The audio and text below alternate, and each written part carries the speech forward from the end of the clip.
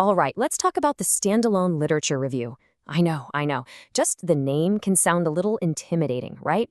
It feels like this massive, messy assignment. But what if I told you it's not a chore, it's actually a treasure hunt? And today, we're going to build the map together. A step-by-step guide that takes you from that feeling of being lost all the way to finding your very own research question. So, does this sound familiar? You've got this assignment, a broad topic, a word count, a deadline, and you're just staring at this mountain of articles, feeling totally lost. It's overwhelming. But let me tell you, you are not alone. This is probably one of the biggest hurdles pretty much every student faces. But hey, that's exactly what we're going to tackle today. Think of this as your personal guide, your roadmap. We're going to break down the entire process step by step to take you from that foggy, where do I even start feeling, to a crystal clear, exciting research question. Okay, first things first. Before we dive into the how, let's talk about the why. What is the actual point of a literature review? Because I promise you, it is not just to prove you can read a ton of papers. There's a much cooler goal here. A standalone literature review. It's not a book report. Not at all. It's more like being a detective. Your job is to survey the scene, to see what all the experts have already said about a topic. But you're doing it with a mission to find what they missed. You're on the hunt for the gap, the missing piece of the puzzle. And that brings us to the ultimate prize. The entire point of this is to end your paper by identifying a clear gap in the research. Why is this so important? Because that gap, that's your launch pad. It's the perfect setup for your next big thing, like that research proposal you know is coming up next semester. All right, goal established. Let's get into phase one. I want you to think of yourself as an explorer heading into a new land. Your first job isn't to find the treasure right away, it's just to map the territory, to get the lay of the land and go from a big, vague idea to a solid collection of articles. And this mapping phase is broken down into 3 simple steps. First, we're going to clarify the mission. Second, we'll sketch out a map of what's already known about your topic.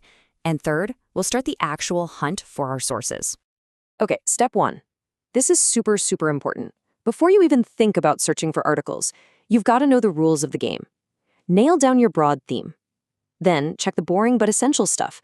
Word limit, how many sources you need, the referencing style, and please look at the marking rubric. If you see words like critical analysis or synthesis, that's a giant flashing sign that just summarizing isn't going to cut it. So, you've got your theme. Now what's actually inside that theme? It's time to do a little mind mapping. What are the subtopics, the key debates, the important theories? All these ideas are going to become your search keywords. And now, with those keywords, it's time to hunt. You're diving into the academic databases. But here's the trick.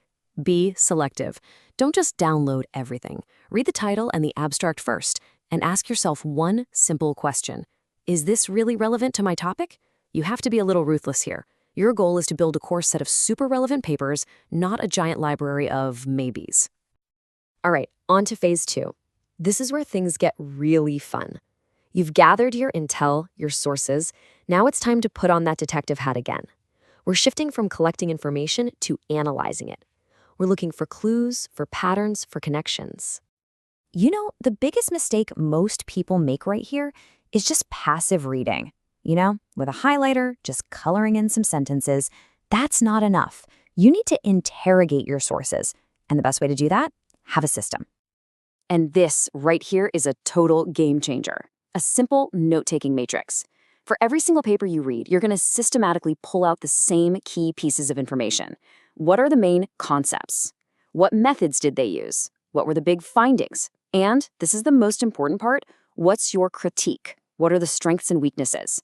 Doing this turns your messy notes into a powerful, organized dataset you can actually work with. Okay, and here is where the magic really happens. Once you've got a few papers filled out in your matrix, stop thinking about them one by one. Start looking across the rows. Look at all the methods boxes. Look at all the findings boxes. Where do different authors agree? Where do they totally disagree? Are you seeing any trends?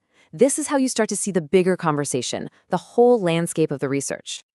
And all of that leads to the number one skill you need for this: synthesis. Now look here. On the left, you've got what we want to avoid: just listing. Author A said this, then author B said this. It's like a boring play-by-play. But on the right, that's synthesis. You're taking ideas from several authors and weaving them together into a single conversation. You're saying several studies point to X, however, other studies point to Y, especially when you look at Z. See the difference? You're telling the story of the research.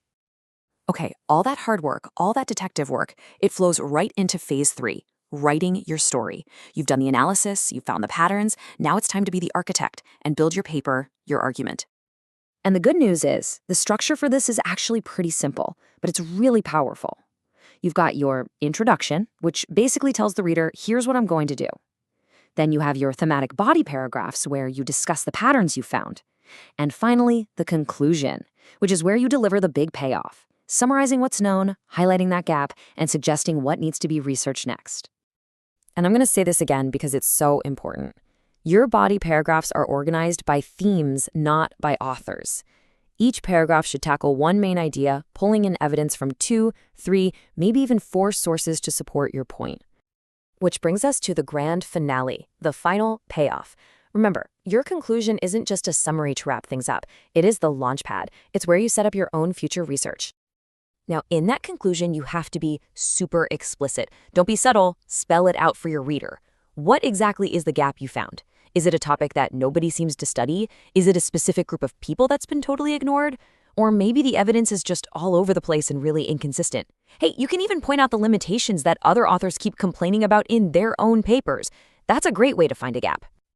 And once you've clearly pointed out that gap, you make one final crucial move. You turn that gap into a question.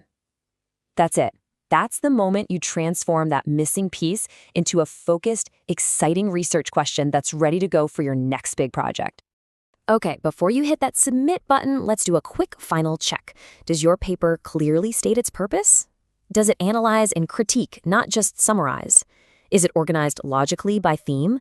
And the big one, does it clearly identify a gap? Oh, and, did you reference everything correctly? Can't forget that. And if you want the ultimate test, try this. Read only your introduction and your conclusion, back to back. Do they connect perfectly?